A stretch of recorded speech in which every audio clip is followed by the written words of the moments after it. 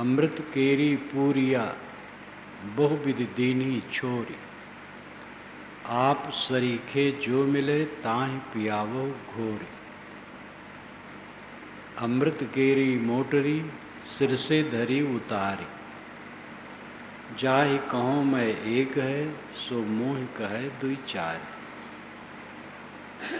ये बीजक की साखियां। अमृत केरी पूरिया बहुविध देनी छोरी।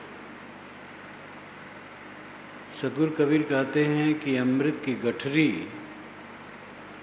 अनेक प्रकार से अच्छी तरह से खोल करके रख दी गई है। आप सरीखे कोई दूसरे भी मिले तो घोल करके उनको भी पिला दो। ये संतों की करुणा सदा रही है। ऋषियों, मुनियों, पीरों, ये सब संत हैं, सबकी करुणा सदा से रही है। और वो बेताब रहे हैं कि ये पीड़ित जीव सुखी हो। वेदव्यास जी महाराज की बात जब कोई नहीं सुन रहा था,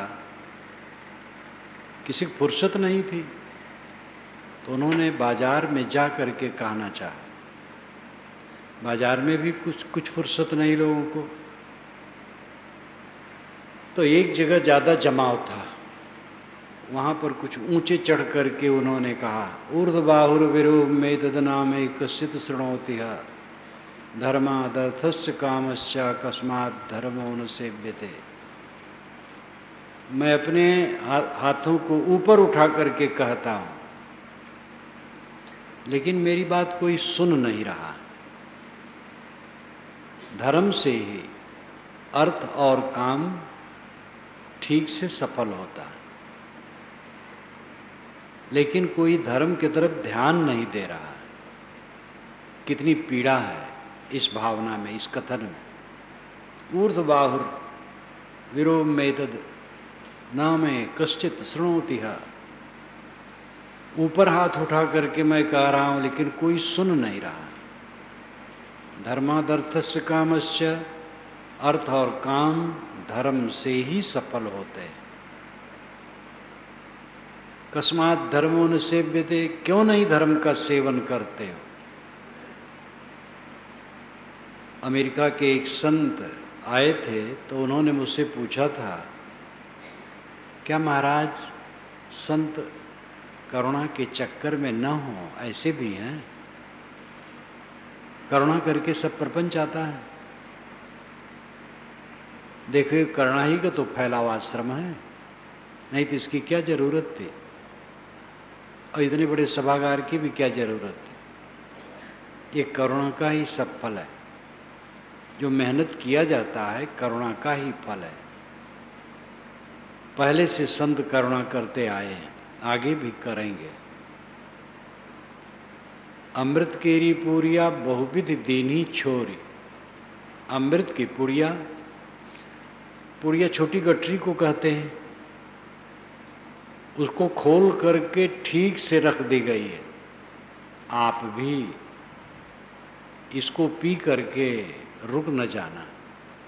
आप पी लिए, सुखी हो गए, लेकिन दूसरा भी अगर कोई चाहे तो आप भी मेहनत करना और घोल करके उसे पिलाना। धर्म की बात जो कहता है, मुझे याद है बचपन की, महाराजा पंडित बड़े अच्छे थे, सदाचारी थे, बहुत बढ़िया थे। उस क्षेत्र में वही ज़्यादा कथा कहते थे, सत्यनारायण व्रत कथा, भागवत कथा भी यदा कदा। गांव में सत्यनारायण व्रत कहीं भी हो मैं जरूर सुनता था, बचपन से, जब से होश में आया। वही लीलावती कलावती, वही तुंगध्वज राजा लकड़ियारा, वही ब्राह्मण लेखक बड़ा चतुर था, सभी वर्ग को मिलाया है। लेकिन धर्म का नाम जहाँ हो तो मेरी प्रवृत्ति हो वहाँ पहुँचो, सुनता रहता था। तो वे बतावें, कथाकाल लोग अतिरिक्त बातें भी बीच बीच में बताते रहते हैं। धर्म की बात का आचरण करो, धर्म की बात दूसरे को सुनाओ। जो दूसरे को सुना के धर्म में मार्ग में लगाता है बड़ा पुण्य पाता है। धर्म की किताबें पढ़ो, धर्म की किताबें खरीद करके दूसरों को दो, दान करो, बड़ा पुण्य होगा। कई बातें बताऊं, बहुत व्यवहारिक, ये करुणा ही है। अपने अपने ढंग से जैसी सूझ है, जैसा समझ पाते हैं नाना मत के लोग, लक्ष्य तो उनका ठीक ही है, सबका उद्देश्य एक है, दुख निवृत्ति। तो साहब कहते हैं कि तुम अमृत की पुरिया घोल करके पी गए और चुप बैठ गए, ऐसा मत कर। दूसरा भी अगर चाहे तो उसको भी घोल करके पिलाना। अमृत क्या है? अमृत की पुरिया कहाँ है? जहर तो बिकता है, अब आजकल जहर और सुलभ है। खेत में फसल में दवाई डालने वाला वो भी जहरीला, न मालूम कितना जहर आजकल फैल गया है। और आत्महत्या की वीरता आजकल खूब बढ़ गई है। जितनी आत्महत्या आजकल होती है, कम से कम अंग्रेज गवर्नमेंट जमाने में उतनी हत्या नहीं होती थी। जहाँ तक उस समय मेरी बुद्धि समझती थी, उसी के अंदाज से आज कह रहा हूँ। उस समय भूखमरी भी पड़ती थी गांव में, ये सावन भादों के बीच में और माघ पूस के बीच में। कुछ गरीब तबका में खाने को नहीं रहता था, 2-2 दिन 3-3 दिन चूल्हा नहीं जलते थे। जब पता चले तो उनको कुछ दिया जाता था। आज ये नहीं, लेकिन उस जमाने में किसी को नहीं सुना कि खाने को नहीं पाए इसलिए आत्महत्या कर लिए। अब आजकल सब कुछ है और आत्महत्याएं हो रही, क्योंकि अहंकार बढ़ गया, कामनाएं बहुत बढ़ गई, इसलिए आदमी अशांत है। जहर तो सर्वत्र है, लेकिन अमृत कहीं नहीं मिलता। जहर लेकर के आदमी खा के मर जाता है, अमृत दुकान से खरीद लावे और पी ले और सदा अमर रहे।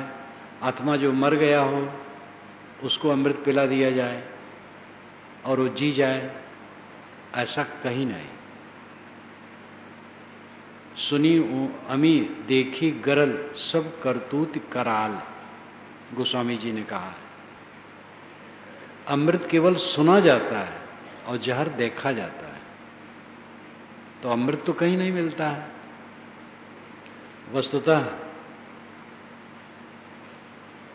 भूख लगने पर भोजन मिलता है, भोजन अमृत है, अन्न अमृत है। अन्न का अर्थ होता है आहार, वो अमृत है। ये पहला अमृत है। दूसरा अमृत है मीठा वचन। मीठा वचन बोलो, कटुक वचन मत बोल रे, तो को पीऊ मिलेंगे। घट घट में वही साईं बसत है, कटुक वचन मत बोल रे।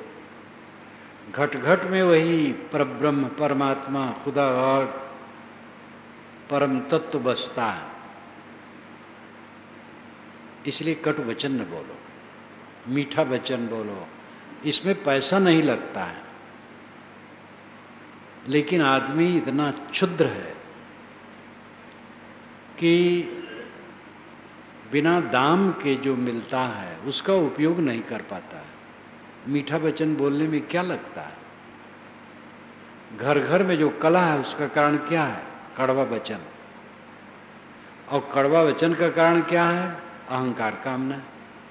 कुल घूम घुमा करके अहंकार कामना विषय, वही महाजहर है और वहीं से सारा दुख उत्पन्न होता है। अमृत की पुरिया, अमृत है अन्न, दूसरा अमृत है मीठा वचन, तीसरा अमृत आध्यात्मिक है। ये दोनों तो व्यवहारिक है। मीठा वचन बोलो, भूख लगने पर अगर कोई भूखड़ है आपके है तो दो। तीसरा अमृत आध्यात्मिक है, कबीर साहब ने बीजक में ही रामायणी में कहा है, रामायणी की साखी में, अमृत वस्तु जाने नहीं मगन भया सब लोग, कहें कबीर कामो नहीं जीव ही मरण न हो। लोग अमृत वस्तु नहीं जानते हैं, मगन है सब विषय वासना में।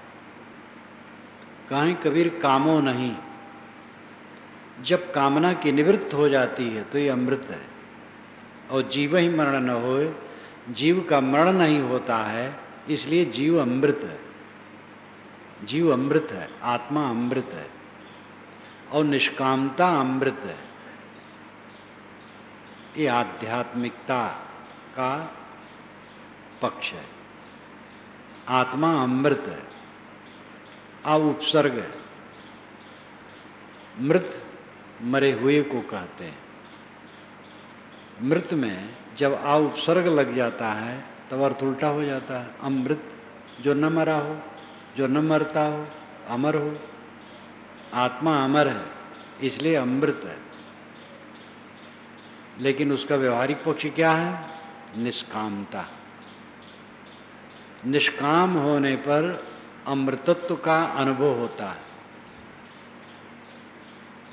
आत्मा अमर है इतना जान लेने से अमृतत्व का अनुभव नहीं होता है।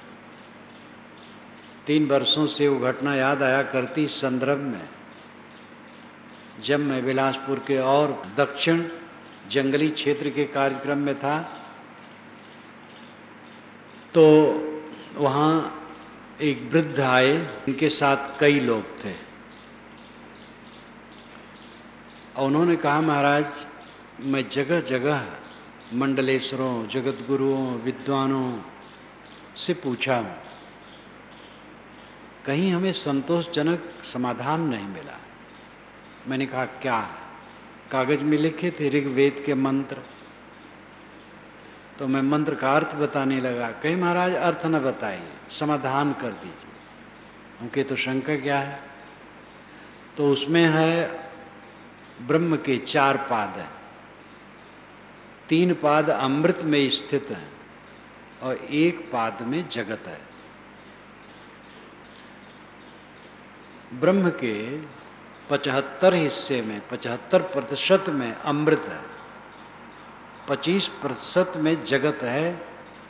ये प्रपंच है जहरीला, लेकिन 3 पाद अमृत में स्थित है। ब्रह्म के 3 पाद अमृत में स्थित है। तो उन्होंने कहा, महाराज ये जो 1 पाद है जगत वाला है तो दिखाई देता है, लेकिन जो 3 पाद अमृत में स्थित हो कहाँ है? तो मैंने कहा वो केवल कागज में। तो स्तंभित हो गए। तो कहे, महाराज तो कहीं अमृत नहीं है। मैंने कहा है। तो कहे कहाँ है? मैंने कहा आप में। कहे अनुभव नहीं होता है।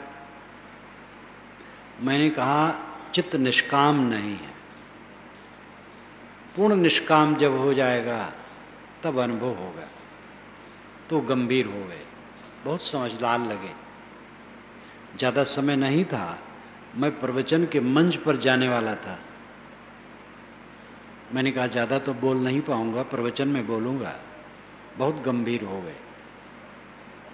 उनको संतोष हुआ कि सही समाधान मुझे मिला।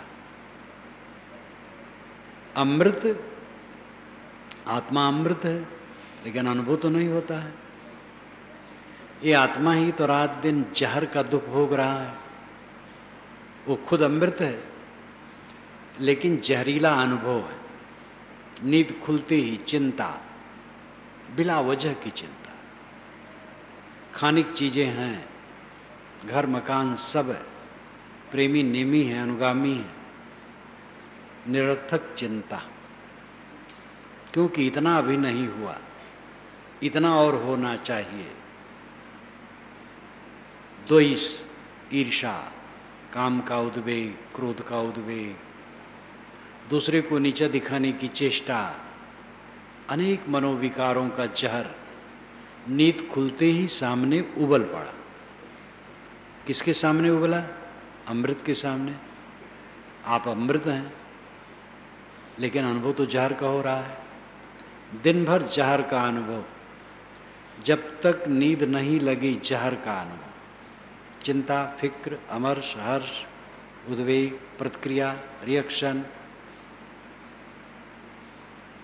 निरंतर ये चल रहा है, तो जहर का अनुभव होता है, अमृत का अनुभव तो नहीं होता है।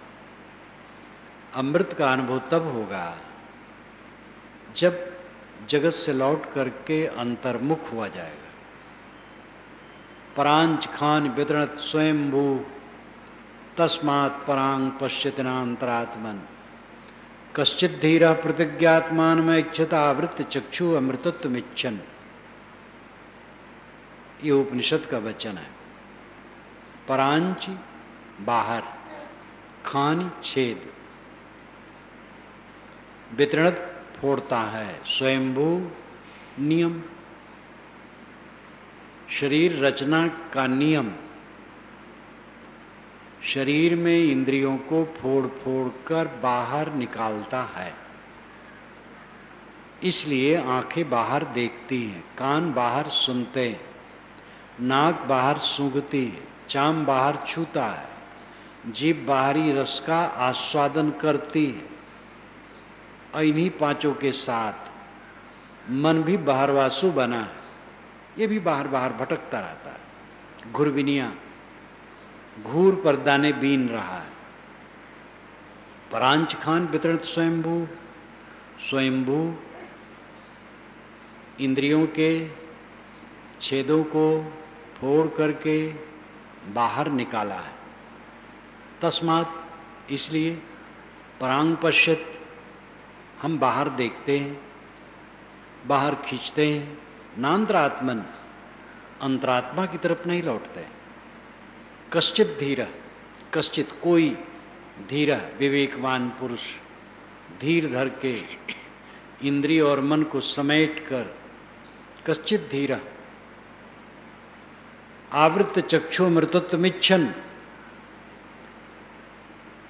चक्षु आंखों को बंद करके, इसका अर्थ हुआ इंद्रिय और मन को समेट करके, अमृतत्वमिच्छन, अमरता, अमृतत्व की इच्छा करके, अमृत लाभ की इच्छा करके,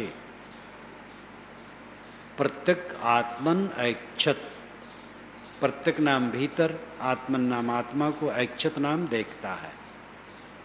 कश्चित धीरा प्रतिज्ञात्मान में ऐक्षत आवृत्त चक्षु अमृतत्वमिच्छन।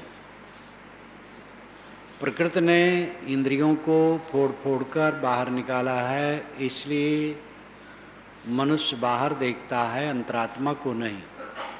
कोई विवेकवान पुरुष अमृतत्व की इच्छा करके और इंद्रिय मन को समेट कर अंतरात्मा को देखता है। मैं आशा करता हूं आप सब इसके पात्र बने, सब के सब अधिकारी हैं।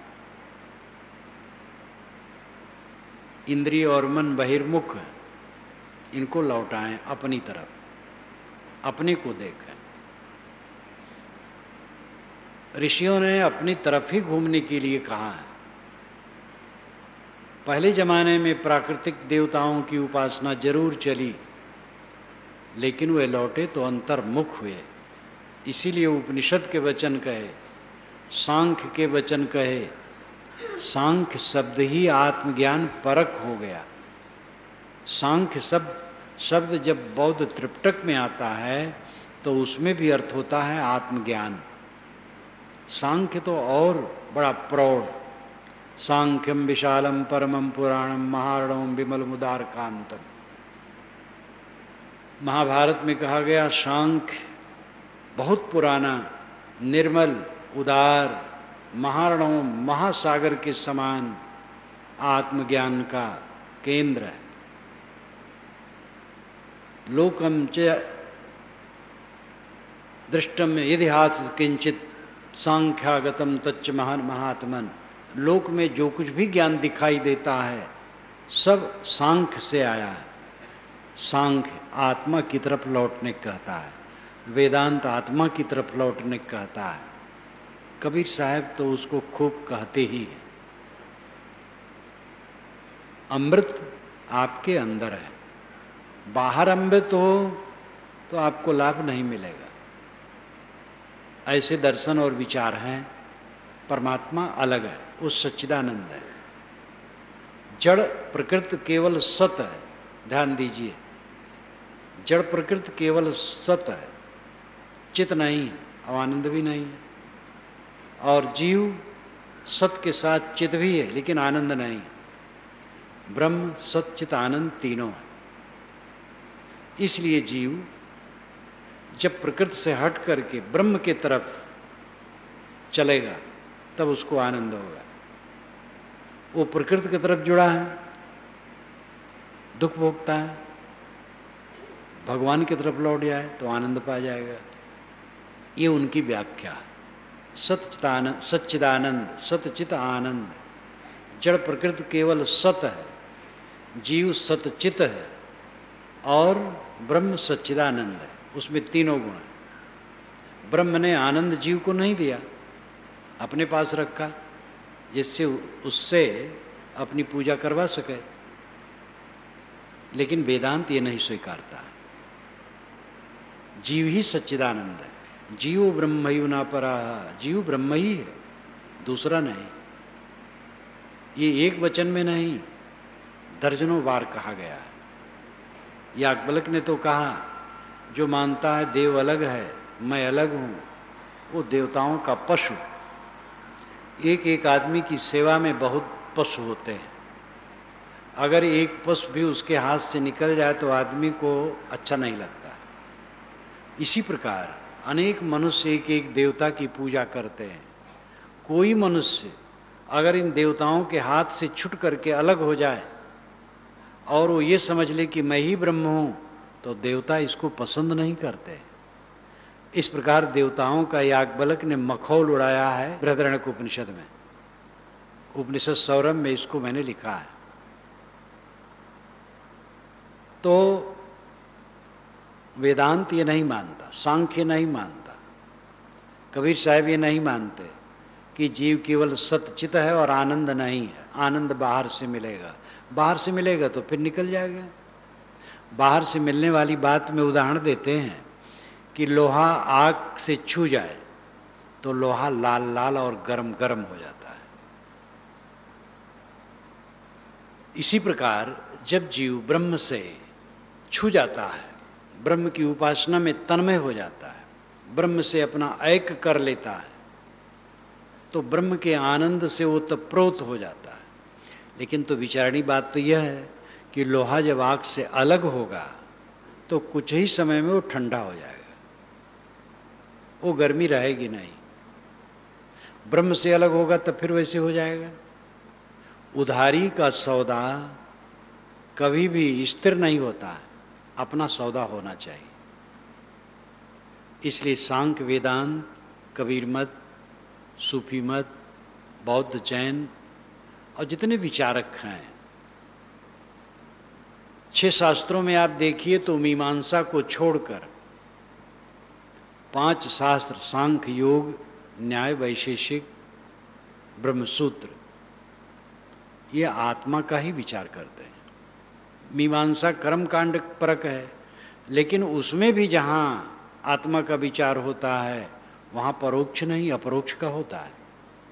मीमांसक ने तो ईश्वर ही नहीं माना, सृष्टि ईश्वर नहीं बनाता है, सृष्टि अनादि है। इसलिए कहा कि वेद ईश्वर नहीं रचता है, वेद अनादि है। और इसके विषय में उन्होंने बहुत तर्क दिया। तो हम पुराने शास्त्रों को देखते हैं तो आत्मपरक है, और शास्त्रों का महाशास्त्र तो आपका व्यक्तित्व, आपका अस्तित्व है। स्वयं विचार कीजिए, जो आनंद मेरे में नहीं है, आया हुआ है, वो जाएगा। संतो आवे जाए सो माया। सच्चिदानंद तीनों गुण आत्मा में है। आनंद जहाँ तक प्रसंग है, सत है, चित है। आनंद का अर्थ है दुख न होना, कुछ दुख नहीं है, यही आनंद है। और विशेष आनंद मन इंद्रिय अंतःकरण संबंध में होता है। जहाँ मन इंद्रिय अंतःकरण संबंध नहीं, वहाँ आनंद क्लेश कुछ नहीं है।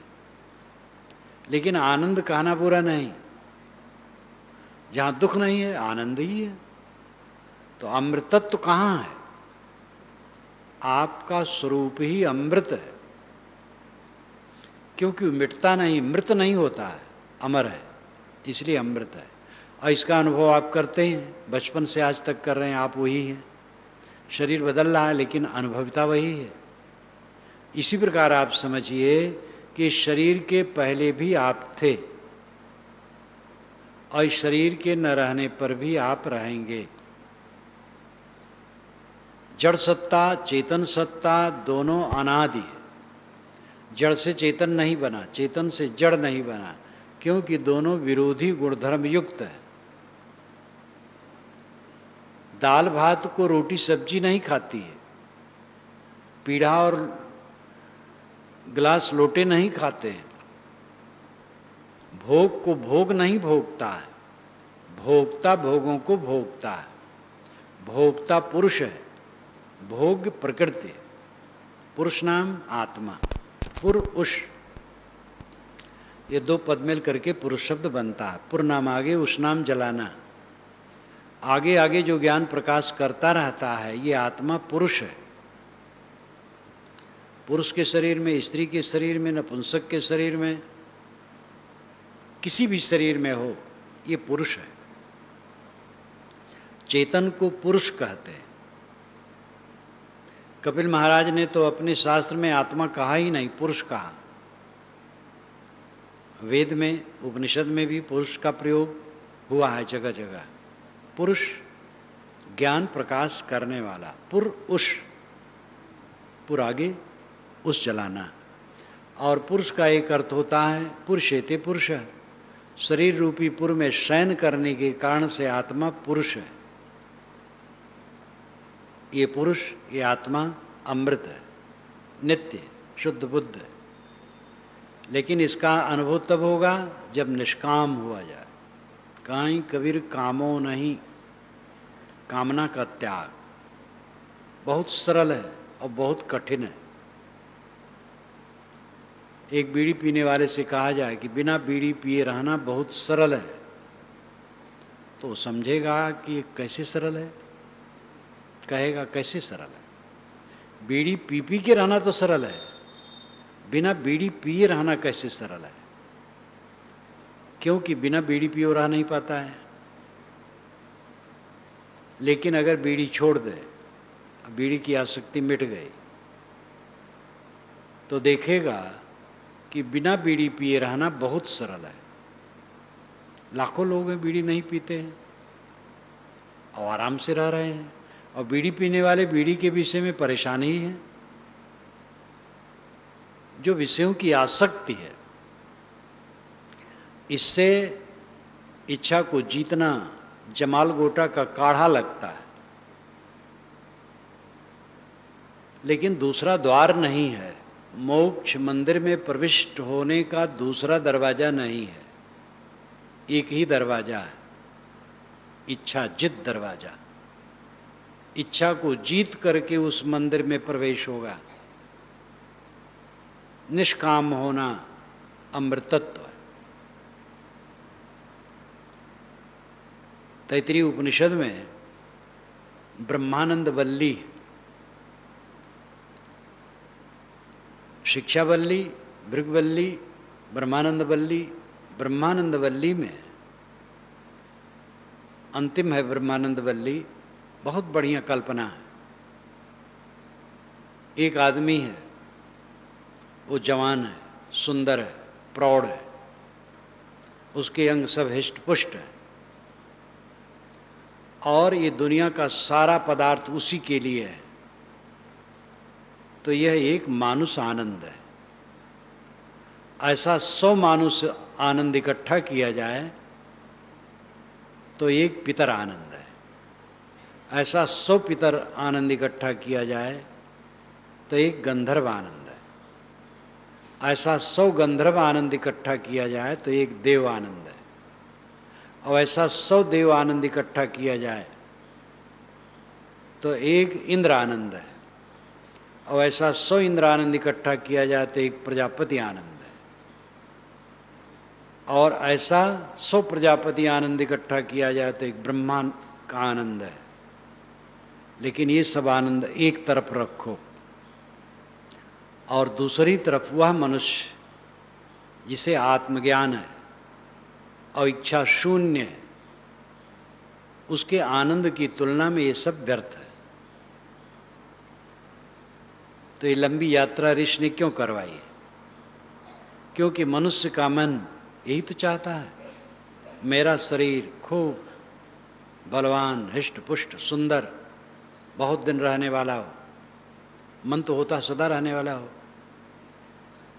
और ये दुनिया का सारा भोग केवल मेरे लिए हो, मेरे अधीन सब रहें। तो ऋषि कहते कोई बात नहीं। लेकिन जो आत्मज्ञानी और निष्काम पुरुष है उसके सामने तो ये तुच्छ है। गंधर्व का आनंद, तो कहा गंधर्व के आनंद के सामने भी यही बात है। फिर देव, इंद्र, प्रजापति, इस सब का वर्णन करते करते कहा इस सारे आनंद एक तरफ रखो और दूसरी तरफ आत्मज्ञानी की निष्काम स्थित रखो, तो उसके समान ये कुछ नहीं। क्योंकि जितना वर्णन है ये सब सगुण है, औपाधिक है, देह युक्त है, जो बदलने वाला है और औपाधिक सुख दुख से भरा रहता है। औपाधिक का मतलब है संबंधित, किसी पद का सुख है, पद नहीं रहा तो सुख नहीं रहेगा। किसी के जन्मोत्सव का सुख है, जन्मोत्सव बीत जाएगा। वैवाहिक आनंद एक दिन होता है, दूल्हा आदमी एक ही दिन बनता है बस। पहले तो दूल्हा 3 दिन दूल्हा रहता था, आजकल तो कुछ ही घंटा रहता है। दूल्हा बनता था, उस दिन जाता था, दूसरे दिन मर्याद रहता था, ससुराल में तीसरे दिन लौटता था, तो कम से कम 3 दिन दूल्हा रहता था। और आजकल सुनता हूँ बस उसी दिन दूल्हा बना गया, विवाह करके लौट आया, कुछ घंटा दूल्हा रहा बेचारा बस। ये दूल्हा रहना कितने समय तक है? सारा आनंद संबंधित औपाधिक है, उपाधि। उपाधि का अर्थ होता है छद्मवेश, संबंध, नकली चादर ओढ़ना। सब नकली चादर है, देह ही नकली है। देह के नाम रूप मिथ्या है, पद प्रतिष्ठा मिथ्या है, गुण कर्म स्वभाव सब खो जाने वाले, शून्य।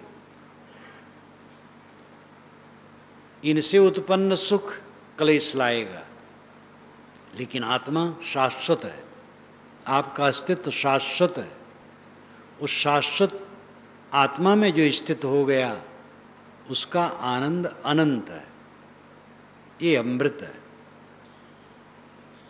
अमृत केरी पूरिया बहुविधि दीनी छोरी। साहब कहते हैं अमृत की पुड़िया बहुत प्रकार से खोल के रख दी गई। आत्मा अमृत है और पवित्र रहनी अमृत है। पवित्र रहनी से कोई आत्मा के मंदिर में प्रवेश पाएगा, ऐसे नहीं। केवल ज्ञान बघारने से नहीं, मैं ब्रह्म हूँ, मैं ब्रह्म हूँ चिल्लाने से नहीं। स्वामी शंकराचार्य ने बहुत फटकारा है विवेक चूड़ामणि में। ब्रह्म ब्रह्म चिल्लाने से कोई मुक्त हो जाएगा? आचरण की जरूरत है। उस रहनी में निर्विकल्प अवस्था में जाओ। हर जगह है, कहा गया है।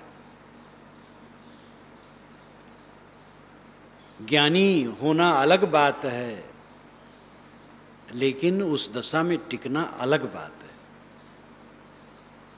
पवित्र रहनी द्वारा वहाँ टिका जा सकता है। पवित्र रहनी अमृत है। क्षमा करना, अपने मेरे लिए किसी से गलती हो गई है, मन में न रखो। गलती करने वाला स्वयं ग्लानि में डूब जाता है, वो स्वयं उसको छोड़ता है। हो गई, क्षमा कर दो। अब अगर कोई ऐसा पतित है कि गलती करके वो माने रहता है ठीक किया, तो वो भोगेगा। आप उसके लिए भी क्षमा कर दो। समता रखो, शील रखो, इंद्रिय मन पर संयम रखो, दुर्व्यसन से मुक्त रहो, किसी को तकलीफ न दो। संयम से चलो, अंतर्मुख होने का काम करो, ये पवित्र रहनी अमृत है। ये सबका लबोलबाब निष्काम स्थित अमृत है। मैंने कहा था शायद सुबह ही कि जीवन का फल केवल सदाचार नहीं है। साधक लोग अगर सदाचार में ही रुक गए तो बीच में रुक गए। सदाचार तो भूमिका है, निष्काम अवस्था में पहुंचना मंजिल है। आत्मज्ञान हो और निष्काम हो जाए, बस फिर मुक्ति का कहीं अलग से कुछ खोजना है। मुक्ति का द्वार उसके लिए खुला है। मुक्त स्वयं है, द्वार कहना भी एक कहना है, एक अलंकारिक हो गया। आत्मा को समझ लिया, मैं शुद्ध बुद्ध निर्मल हूँ, देह से अतीत हूँ और दुनिया से निष्काम हो गया, बस अमृत हो गया, महासुखी। लेकिन समस्या फिर वही आती है, घर कैसे चलेगा, परिवार कैसे निभेगा, साधुओं का मठ भी कैसे चलेगा। साधुओं पर तो और दया आती, महंतों पर। ऐसे महंत जिनसे मैंने कहा कि सुबह शाम मठ के साधु ध्यान सत्संग में बैठें, अध्ययन मनन कुछ करें, तो उन्होंने कहा साहब मठिया कमवा कौन देखी।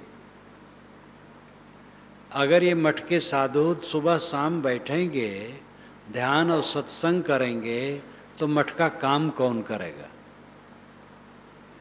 क्योंकि वो समझते हैं हरदम जब चरखा की तरह लगा रहे हैं तब काम होता है। यहाँ भी मठ है, ये मठ ही है और साधु हैं। 2 घंटा सुबह 2 घंटा शाम सब रोज बैठते, और मठ का काम तो कुछ नहीं रुका है। और मठ किस लिए है? मठ कल्याण के लिए है कि इकट्ठा होकर के खा पी करके जीवन बिताए, इसके लिए है। खाना पीना तो हर जगह होता है। तो साधु महंत जब नहीं समझते हैं तब क्या बताया जाए, गृहस्थ को कैसे दोष दिया जाए। जो ध्यान नहीं देगा वही नहीं समझेगा। दोष न साधु का है न गृहस्थ का है, बहिर्मुखता का है। हम इतने बहिर्मुख हो गए हैं कि अपने को समझते नहीं हैं, जीवन का फल समझते नहीं। अमृत केरी पूरिया बहुविध देनी छोरी, आप सरीखे जो मिले ताहे पियाओ घोरी। साहब कहते तुम अमृत हो, अक्षय हो, नित्य हो, शाश्वत हो। निष्काम होना अमृतत्व है। इसकी सीख मैंने दे दी है। जो तू चाहे मुझको छाड़ सकल की आश, मुझे ही ऐसा होए रहो सब सुख तेरे पास।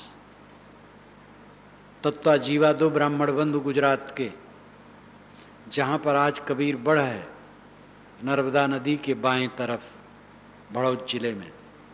दाहिने तरफ शुक्ल तीर्थ है और बाएं तरफ कबीर बढ़ है। 600 वर्ष पुराना बढ़ खड़ा है। सरकार के संरक्षण में होने से आज तो बहुत बाग वन जैसा हो गया। वहाँ कबीरपंथी लोग अब कबीर कुंभ भी लगाना शुरू कर दिए हैं। तत्वा जीवा वहाँ रहते थे, 2 ब्राह्मण बंधु, दोनों कबीर साहब के शिष्य थे। कबीर साहब 4 बार गुजरात गए हैं, वहाँ काफ़ी दिन रहे। अभी भी वहाँ सुनसान है। कबीर आश्रम के अलावा वहाँ कुछ नहीं, चारों तरफ सुनसान। कबीर साहब के पैर उन दोनों ने पकड़ लिए, कहे महाराज आप यहीं रहिए, हम आपकी सेवा करना चाहते हैं, हम आपको चाहते हैं, आप यहीं रहें। तो साहब ने कहा जो तू चाहे मुझको छाड़ सकल की आश, मुझे ही ऐसा होए रहो सब सुख तेरे पास। अगर तुम मुझे चाहते हो तो जैसे मैं हूं वैसे बन जाओ। मैं निष्काम हूं, तुम भी निष्काम हो जाओ, सब सुख तुम्हारे पास रहेगा। मेरे हाथ पैर को पकड़ करके क्या करोगे? तो उन्होंने कहा महाराज आप बनारस चले जाएंगे और हम यहाँ समुद्र के किनारे, कैसे कल्याण होगा? तो उन्होंने कहा जो गुरु बसे बनारसी, शिष्य समुंदर तीर, बिसराए बिसरे नहीं जो गुण होए शरीर। गुरु बनारस में है, शिष्य समुद्र के पास है, लेकिन अगर शिष्य में शिष्यत्व है, गुरु का उपदेश उसके हृदय में है, तो भूलेगा नहीं। अमृत निष्काम अवस्था है। अमृत केरी मोटरी सिर से धरी उतारी, जाय कहूँ मैं एक है सो मोह कहे दुई चारी। साहब कहते हैं लोगों ने तो उल्टा किया है, अमृत की गठरी से उतार करके अलग रख दी, उसे कुछ मतलब नहीं। यानी आत्मज्ञान, निष्काम होना, पवित्र रहनी में चलना, इस बात को लोगों ने दरकिनार कर दिया। केवल पेट धंधा में भाग रहे, भोगों में भाग रहे, सत्ता के लिए युद्ध कर रहे, झूठा अहंकार करके धर्म और मजहब को लेकर के जल रहे, एक दूसरे को तकलीफ दे रहे हैं। अमृत की गठरी सिर से उतार करके अलग रख दिया। अमृत केरी मोटरी सिर से धरी उतारी। अमृत की गठरी इन्होंने सिर से उतार के अलग रख दी, दरकिनार कर दिया, कोई मतलब नहीं। जीवन का फल जो अमृतत्व है उससे कोई मतलब नहीं। जाहि कहूँ मैं एक है, मैं जिससे कहता हूँ एक है, अकेला हो जाओ, अद्वैत हो जाओ। मोह कहे दुई चार, मुझे दो चार उल्टी सीधी बातें सुनाता है। परम शांति कहाँ है? एक हो जाने में, अद्वैत हो जाने में, अकेला हो जाने में। अकेला होना है। कितना कोई प्यारा हो, हृदय से लगाए रहो, लेकिन जब गाढ़ी नींद में जाना चाहोगे तो उससे हट जाओ। अमृत के समय अकेला चल देना होगा। जीव अकेला है। मन द्वैत बनाता है। मन जब उपस्थित होता है तो जगत प्रपंच सामने होता है, और मन जहां शांत हुआ, अद्वैत, अकेला। एक ने मेरे ऊपर कटाक्ष किया कबीर दर्शन को लेकर के कि अद्वैत ही अंतिम है, लेकिन हाँ, अमुक स्वामी ने कहा है कि जब तक कोई विकल्प न हो तब तक अद्वैत मानना चाहिए। तो मैंने उसके उत्तर में लिखा, जो कबीर दर्शन की परिशिष्ट में छपा है, जाति, चमत्कार और अद्वैत इस संदर्भ में छोटे में, अंतिम में है। मैंने उनको उत्तर दिया कि अद्वैत का विकल्प है ही नहीं। किसी बड़े स्वामी का नाम लेकर के उन्होंने लिखा है कि उन्होंने कहा है कि जब तक कोई विकल्प न हो तब तक अद्वैत ही मानना चाहिए। तो मैंने लिखा कि अद्वैत का विकल्प हो ही नहीं सकता है। अद्वैत का विकल्प तो फिर सविकल्प हो गया, फिर द्वैत हो गया, और द्वैत प्रपंच है। अद्वैत केवल, अकेला, असंग, यही तो परमार्थ है। चित्त द्वैत बनाता है।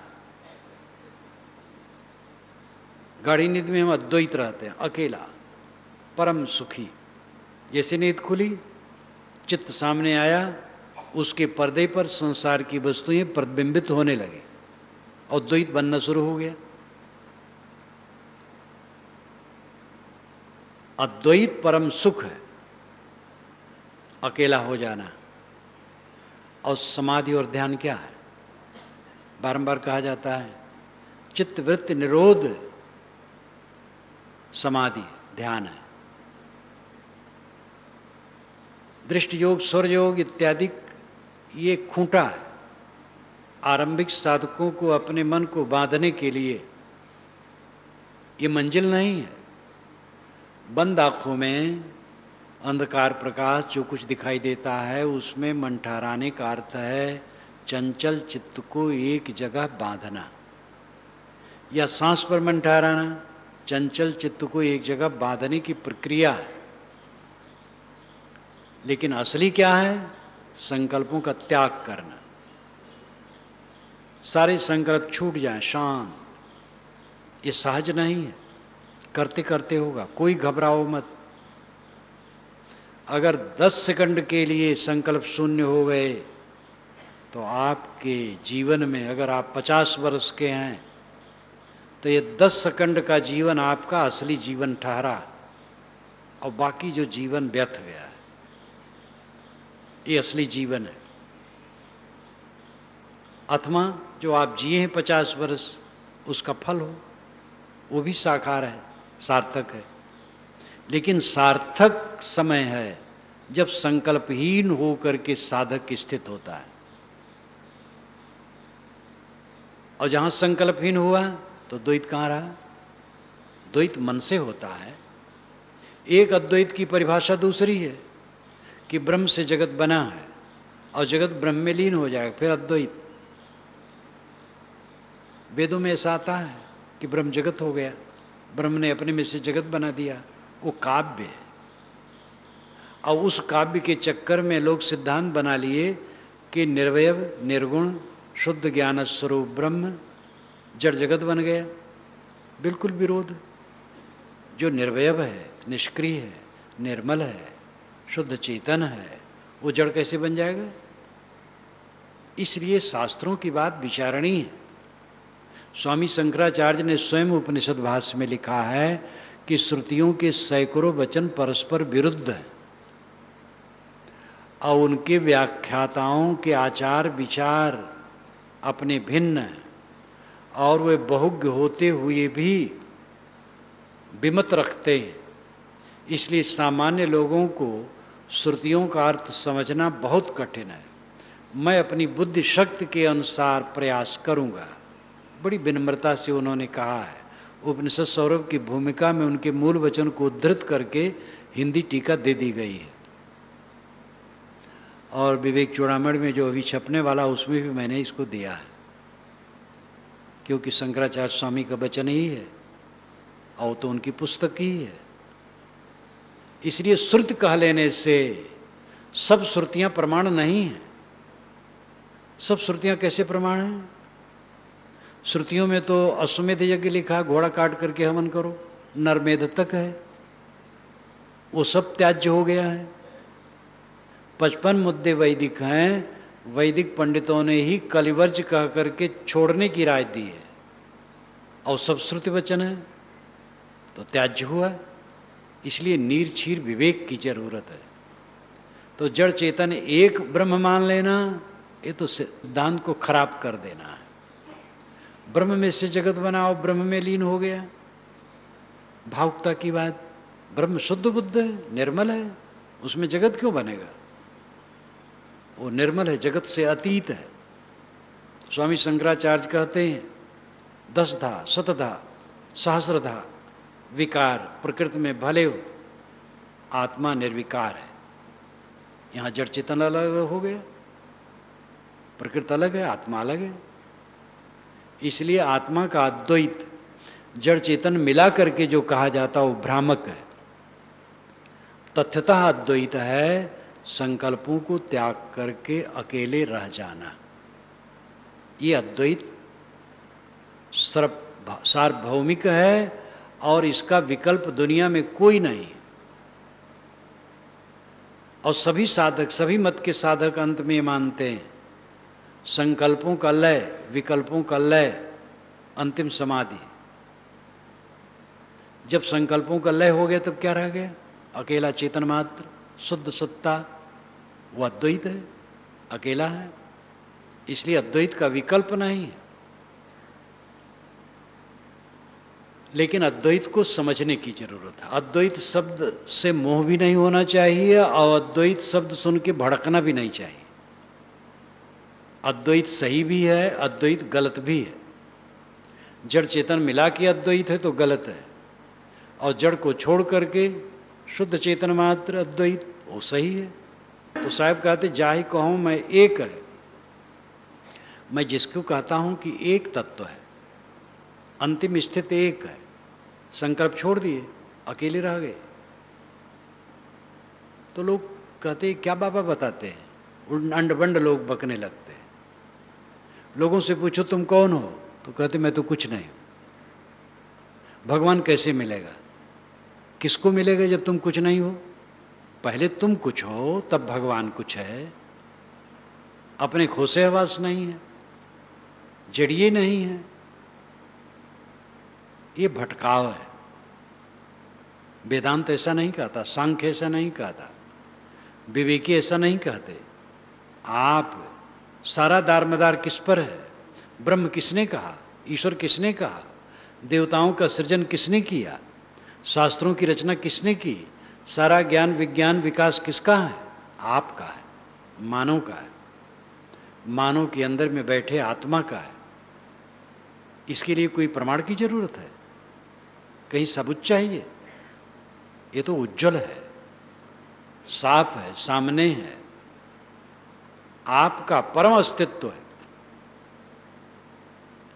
अपने अस्तित्व में स्थित हो जाना, संकल्प त्याग करके अपने आप में स्थित हो जाना, ये अद्वैत अवस्था है, एक अवस्था है, केवल अवस्था है। बका, शेष, सूफी बका कहते हैं, बाकी, बचा हुआ।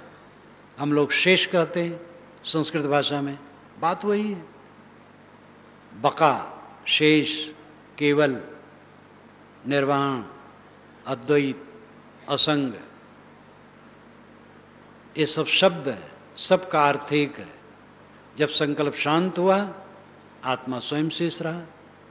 ये एक स्थित है, अद्वैत स्थित है। जाहि कहूँ मैं एक है। साहब कहते मोह कहे दो चार, समझ नहीं पाते, दो चार उल्टी पलटी बातें कहने लगते।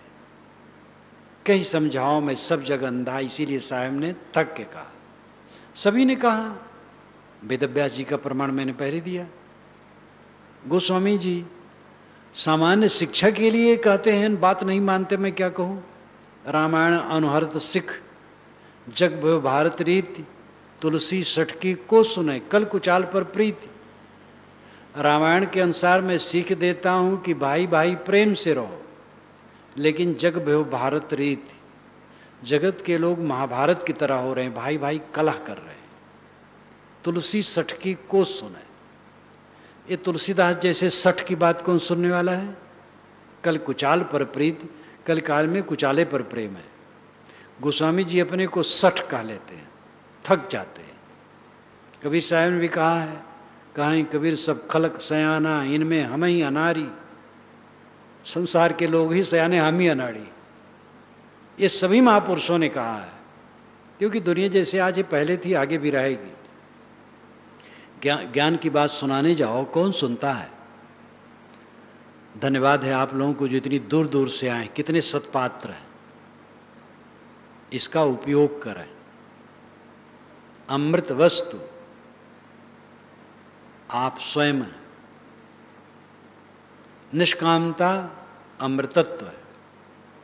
ये दोनों के संगम से पूर्ण अमृतत्व का साक्षात्कार होता है। आत्मा का बोध हो कि मैं देह नहीं, प्राण नहीं, मन नहीं, बुद्धि नहीं, अहंकार नहीं, मैं जड़ प्रकृति से सर्वथा भिन्न, शुद्ध बुद्ध निर्मल हूं। और ऐसा समझ करके फिर संसार से निष्काम हो जाना। निष्काम हो जाएंगे तो काम कैसे बनेगा, इसके लिए बारंबार निवेदन किया जाता है। काम तो करना पड़ेगा। काम के चक्कर में ऐसा ना पड़ो कि अपने को भुआ के जाल में डाल लो, रात दिन घुड़दौड़ में दौड़ते रहो तो कुछ नहीं कर पाओगे।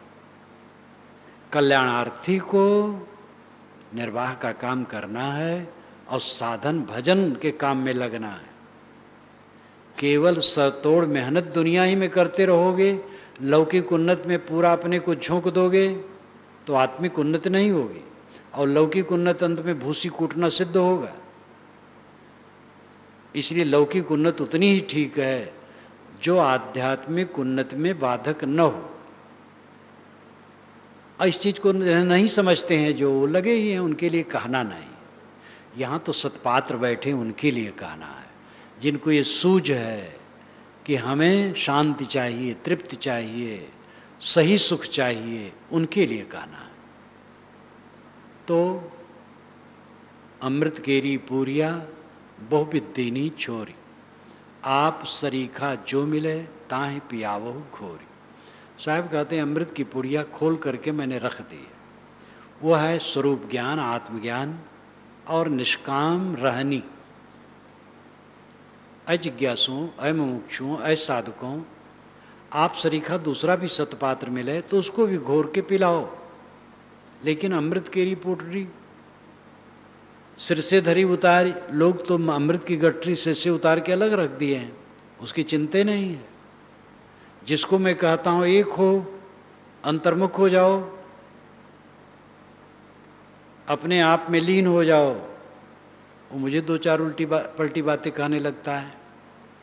लेकिन किसी के ऐसा कहने से सत असत नहीं होगा। हम और आपको चाहिए अमृत को समझें। व्यवहार में अमृत अन्न है, भोजन है और मीठा वचन है। अध्यात्म में अमृत आत्मबोध और निष्काम अवस्था है। इसमें स्थित होना अमृतत्व की उपलब्धि है।